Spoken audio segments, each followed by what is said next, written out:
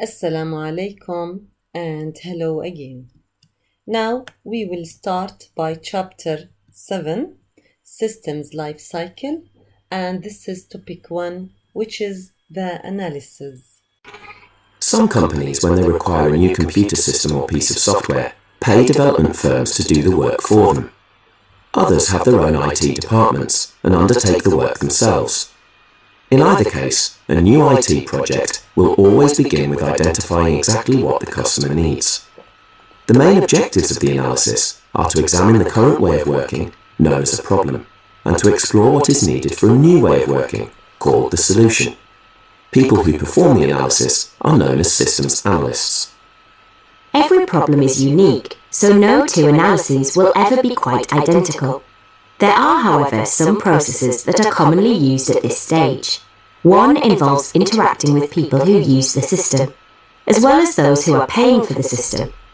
The analyst might observe users of the current system to see what they do. By watching someone using a program, you can identify which features they use, whether they prefer mouse clicks or keyboard shortcuts, for instance. You can also time how long it takes a user to perform a particular task, or count how many mouse clicks it takes, as it is often possible to make processes more time efficient. Observations can only tell you so much, so users of the system can also be given questionnaires. They might be asked about the tasks they spend the most time on, or which features they find the most helpful or the most frustrating. Analysts would also deal with managers who might not use the system themselves, but who should still provide information.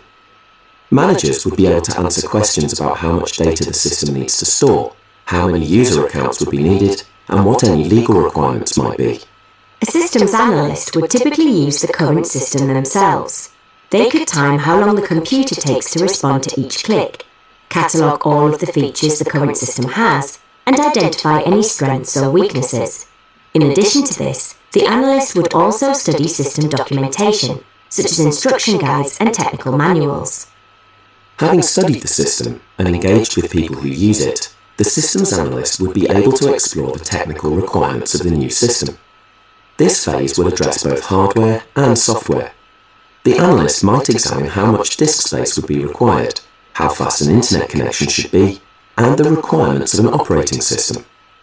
People who purchase a system can typically be relied upon to not know exactly what they want the system to do. If they were completely IT literate, they would simply produce the system themselves. This is why the systems analyst must be careful and thorough in the questions that they ask. If a mistake is made at this stage, it can be incredibly costly. If the systems analyst misunderstands what the customer needs or wants, that mistake could be designed and implemented into the system before the mistake is apparent. That means designers and programmers would be getting paid to produce the system wrongly, paid to remove the errors, and then paid to produce the system correctly. And now, let's find what is the system life cycle. Now, system life cycle, it means that I have a manual paper-based system or I have computer-based system. So my team is to work on converting this manual paper system to a computerized one, or to develop or improve my system, the computerized one, to meet the needs of my customer and to fix the problems in this current computerized system. So I can say in my introduction, systems analysis team is often brought to review an existing system and suggest several improvements to this current system. The existing method used may be either a manual paper-based system or computerized based operation that's no longer regarded as adequate for the task. Now, what are the steps or the stages in my system life cycle? We have to start by analysis, then design, development and testing, implementation, documentation, and the end to be the evaluation. But as we said that it is a cycle. So at the end of each stage, we might back to the previous stage to make some fixes or to proceed to the next stage just to finish our work in the correct way. Now, in the system's life cycle, also we have to talk about these stages, the same, but in some properties, and to figure out each stage, what are the main elements of it. Now we are in this lesson, we will talk about analysis. We have to identify the problem of this current system, to research the system, to find out what is going on by using these methods, one of these, or to mix them all, or to pick just only 2 or 3. So these are the questionnaires, interviews, observation, examination of existing documentation. Now we have to identify in this analysis what are the inputs, outputs, and the processing in this system, to identify problems with the existing system, and also to identify user and information requirements. Now, in the analysis as a stage, we have these 9 steps to be done. Research and collect the data from the current system, to describe the current system, identify the problems, agree on the objectives, identify and agree the customer requirements, interpret the customer requirements, produce cost benefits analysis. We will talk about this. Identify a suitable hardware, software to be used in the new system, and to produce the data flow diagram. We will check out at the end of the lesson the data flow diagram. Now, this is the feasibility study. Now we can see that stages 2 to 8, sometimes referred to as feasibility study. This can be further broken into the following. Now, terms of reference, which are objectives, the boundaries, and the constraints. Now, description of the existing system to identify the problems and the projected costs. Also, we have the criteria, which is essential requirements and desirable features, proposed solution, development plan, and cost-benefit analysis. The cost-benefit analysis, it means if I have the project in cost, which is X, and I have the benefits, which is Y, I can't proceed in a project which will cost me more than the benefit that I can gain. I cannot make some project with no profit or any money benefit. So we can see here the cost-benefit analysis. Now, after we do our feasibility study, we can decide to proceed in our work to make the new system, or just to keep our current system for the time being, until we have a good cost-benefit analysis, which makes us gaining our benefit and profit of this new system. Now, the basic steps in the analysis stage can be summarized as follows: fact-finding, the description of the current system, identification of problems in our current system, agreeing the objectives with customer. We have to make an agreement here. Identify and agree the customer's requirements, interpreting the customer's requirements, produce cost-benefit analysis, and produce the data flow diagram.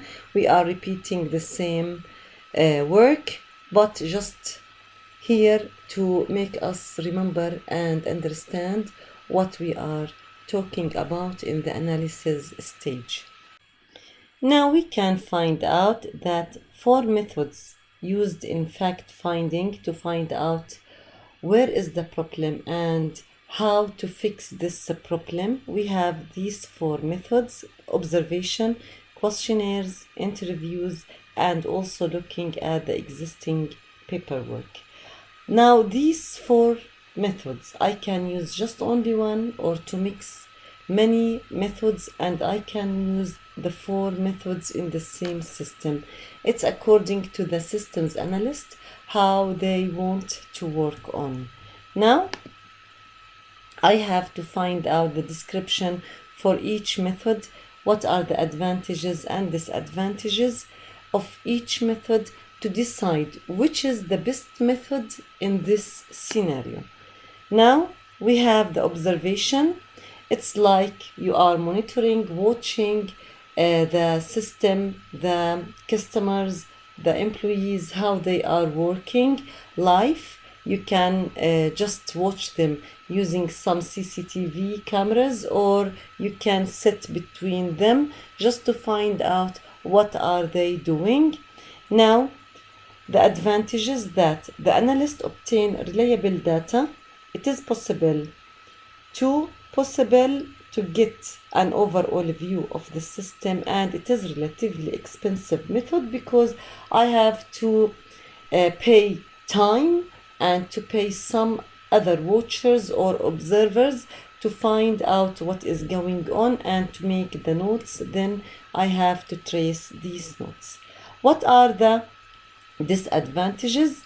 People are generally uncomfortable being watched and may work in different way, so they may cheat or they may not succeed in this work. If workers perform tasks that contravene standard procedures, they may not do this while being watched. Okay, so this is about observation, but we can do observation with questionnaires or just only the questionnaires. What are the questionnaires? Sometimes we refer to questionnaire like survey or just as telling it is paperwork with some questions, short response questions like yes or no, true or false, or sometimes just for rating from excellent to poor, passing by very good and good reviews. Now, it is the method of distributing questionnaires to the workforce, clients, or system users to find out their views or review of the existing system and to find out how some of the key tasks are carried out. Now, these are the advantages. The questionnaires have questions can be answered quite quickly because it is just only short response questions. It is inexpensive method because it is not exceeding your time. It is not expensive in the time work. Also, the answers are just only short response, so it will be analyzed and it will be distributed in a good way and short time. Individuals can remain anonymous if they want, so the employees will not be afraid about talking about the disadvantages or some errors or mistakes in this system. This method allows a quick analysis of the data because it will be huge or bulk answers in short time. Now, what are the disadvantages? The number of returned questionnaires is often low. Not all the people will be interested to fill these questionnaires and to reply for these questions. The questions are rather inflexible since they have to be generic. Sometimes also the people will not understand your question as the way that you want. There is no immediate way to clarify a vague, incomplete answers to the question. Okay, now the interviews, which means one-to-one questions as a meeting. I have to make an appointment with some head of this work. I have to prepare my questions and they will answer my questions. It will be flexible in the question style and will be deep in details, but we have to know more about advantages and disadvantages This method is one-to-one question and answer session between the analyst and the employee or a customer. It's a good method if the analyst wants to probe deeply in one specific aspect of the existing system. It gives the opportunity to motivate the interviewee into giving open and honest answers to the analyst's questions. Also, the method allows the analyst to probe for more feedback from the interviewee. Also, it is possible to modify questions as the interview proceeds and ask questions specific to the interviewee. Now, what are the disadvantages? Because it's one-to-one and I have just to get answers from one person among this time, it can be time-consuming exercise.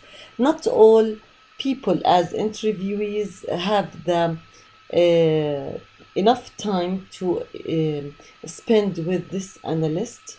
Also, it is relatively expensive because of the time for the analyst and the interviewee. Also, the interviewee cannot remain anonymous with this method, so they may keep some answers in direct because they are afraid about their responses. Now, the last method is looking at existing paperwork. I want to find out how the paperwork is done here. So the analyst will see the paper files which are kept in this system. Look at operating instructions, training manuals, and check the accounts.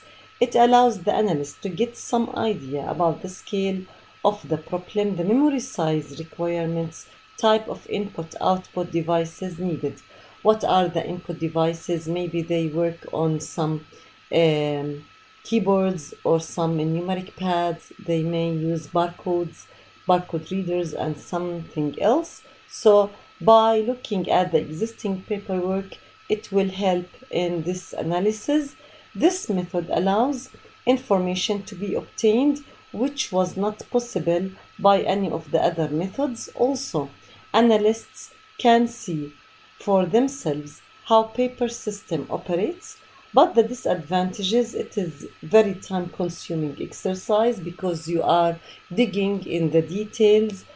Because of the analyst's time needed, it is relatively expensive. So, as you see in this lesson, time is money. Okay. Now, at the end of this analysis step, we were talking about data flow diagram.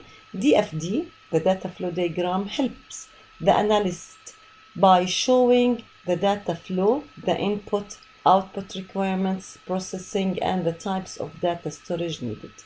As we see here in figure 7.4, this is data flow diagram for booking a flight. I want, as a customer, to book a flight. So we can see the inputs, the outputs, and the storage. Now let's find out this booking system, how it works. I am, as a customer, I am making a flight inquiry. So flight schedule, I will check online or by talking to some employee who's working for the flight booking. Then flight details are input by the customer. I want to enter my destination, to enter the time, the date that I can go in this flight. Booking system database on the hard disk will be work on flight data, which will be collected, and the confirmation is made here. Then the flight booking is confirmed and the e-ticket issued to the customer. So I am, as a customer, I have to enter my data to check the schedule of the flights in this ways. Then the booking system and the database in it will work to display this data. Now the flight data is collected and I make the confirmation. Once it is confirmed and the payment is done, my e-ticket is issued and sent to me. Now There is no details here about the e-ticket. Is it sent by email or sent by SMS, like an application or just a notification? So this is the DFD. It is just simple. It's talking about basic components and basic steps. It's not talking about input devices, output devices, the processors, the memory size that we need, but it's talk about the work in general.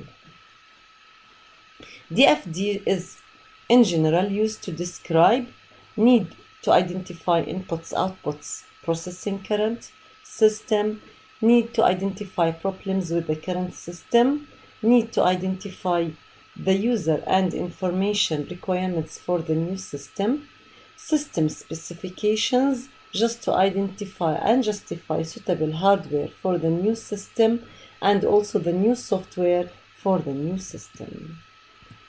This is the end of our lesson. See you in the next lesson in the design 7.2.